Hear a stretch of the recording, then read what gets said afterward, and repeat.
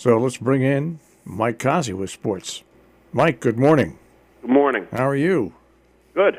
So, yesterday, Mike, before we get to anything else, yesterday there was a reunion for a radio station I used to work for in Kingston. So it started at 4, and so I wanted to get over there. So I had to leave my house by 2 o'clock. And when I got home from work, because I worked in the morning, and showered and got dressed and came out and said, I'll watch a few minutes of the Giant game. Well, of course, where I live, the Giants were not on anywhere because it was a CBS game and they carried the New England game because that's just what happens. So I get in my car and I go to this event and I get back home about 7 o'clock. Maybe I've been doing it all wrong. Maybe I should just stay away from the TV because the Giants actually won. I missed it, Mike. I missed their win. Big deal. I know, but I mean, I missed it. I've lived through all the horrors, and I missed the win. Well, did you wake up this morning? Yeah, I did. Then it made no difference in your life. A little. Well, anyway. If watching the Giants beat the Dolphins would have done something for you, no, you need more activity. Well, that's never been a doubt. That statement has never been in doubt. All right, so let's go. How did we fare in our NFL picks? We both won with New England. You won with Green Bay. I won with Seattle, and we lost with San Francisco. In the last millisecond. They lost 3 games on the last play of the game. Yeah. But the NFL, if you watch the end of the 49er game, it just epitomizes what's wrong with the NFL. It took them probably 8 minutes to play the last 8 seconds. There was one play in the end zone where it was clear the guy didn't catch the ball. They called it a touchdown. They had to overrule it. And then gave them 4 seconds for another play, and they threw a pass, which fell short of the end zone. But if you look, you could see the tip of the ball in somewhere on the player's body. The tip of the ball touches the line about 5 feet above the line, so therefore it's a touchdown, while he was tackled on the 1. So, you know, the inconsistency of the rules of football cost the 49ers a game yesterday. But they deserved to lose because they had the game pretty well in hand and let a team that's 4-9 come back on them. So who do you think is going to coach Cleveland next year? They're out of the playoffs and they're now 5. I think it's 5-8 or 5. Who's going to coach Cleveland next year? Yeah. I got a better question than that. Yeah. Do you care who coaches Cleveland next year? No, not really. How about Seattle? Don't they have the best record in the NFC now? Well, they're tied with the 49ers, but because they beat them with a field goal on the last play in overtime, they have the tiebreaker. But they play each other the last game of the season, so if they go back into that game tied, whoever wins that game has the number 1 seed, and whoever doesn't is the number 5 seed.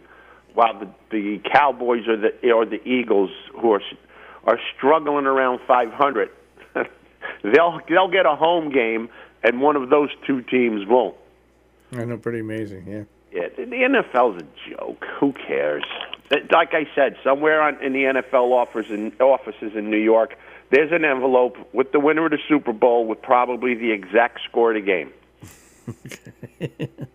Just like for WrestleMania 2020, there's an envelope with who's going to win the wrestling championship. See my point? Yep, I get your point. Any baseball news over the weekend surprise you? Yeah, Corey Kluber. The Indians are cleaning house. Yeah. They got rid of their 2 best pitchers since the end of last year. So I guess Lindor's gettable. Somebody's going to get Lindor. I can't see them holding on to him, and I can't see him wanting to be there when they're bailing out. I mean, if you're one of the best players in the league, the last thing you want to do is be on a team that's going to barely be able to tread water. So I guess the fire sale with the Indians continues. Why? I don't know.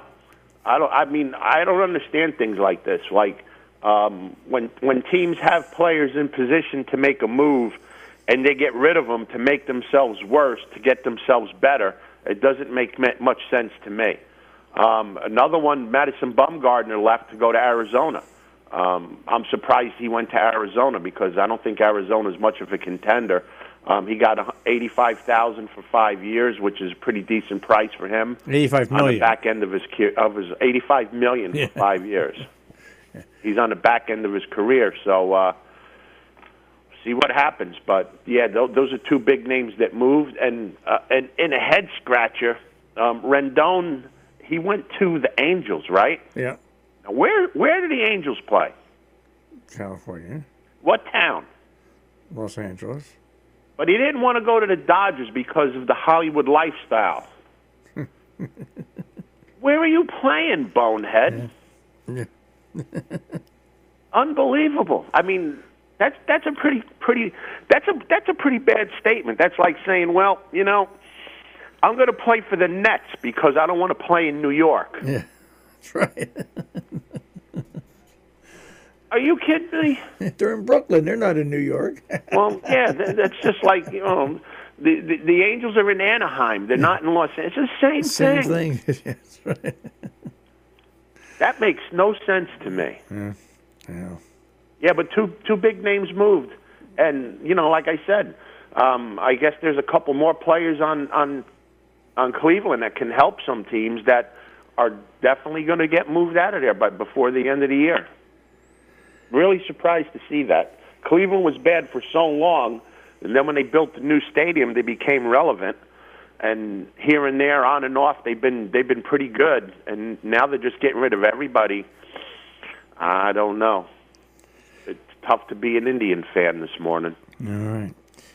Well, not much else to talk about. Not really. I could tell you that Tiger Woods captained the U.S. team that won the President's Cup. Can we rip the NFL some more? Sure. Did you? What took place Saturday? Army Navy, right? Yep. What else was on TV as far as sports go? Nothing. Nothing. Yeah. Why didn't the NFL play Saturday? Didn't they usually play 2 Saturdays? I remember they used to play the last 2 Saturdays. Yeah. But now that they want every game to be relevant on the last game of the last weekend of the season, yeah, like that really matters.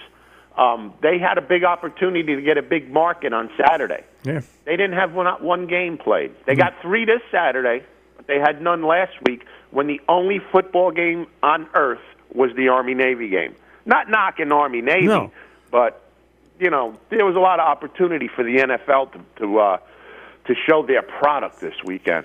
And congratulations to the LSU quarterback, the Heisman.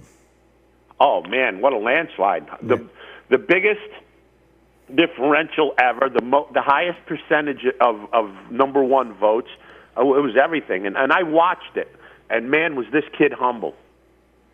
They need more players like that kid in football. Yeah, no, he broke down like 5 times while he was giving a speech.